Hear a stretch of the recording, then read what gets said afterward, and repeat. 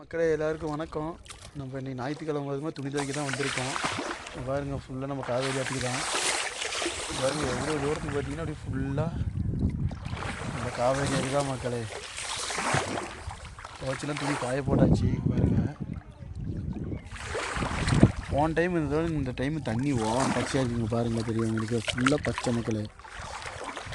போன டைம் வந்து ஓரளவுக்கு இருந்துச்சு, இந்த டைம் அதுவும் இல்லை. வந்தோம்னா ஆற்றெல்லாம் குளிக்க முடியாது மக்களே. ஓரளவுக்கு துணியே துவைக்கிறதுக்கு கொஞ்சம் கஷ்டமாக இருந்துச்சு.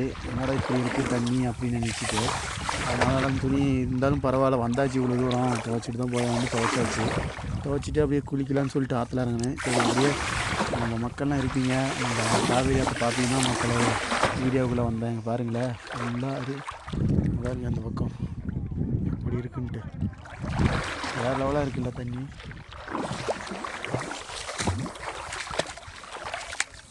பாய் மக்களே, நெக்ஸ்ட்டு அடுத்த வாரம் சந்திக்கலாம். பாய்.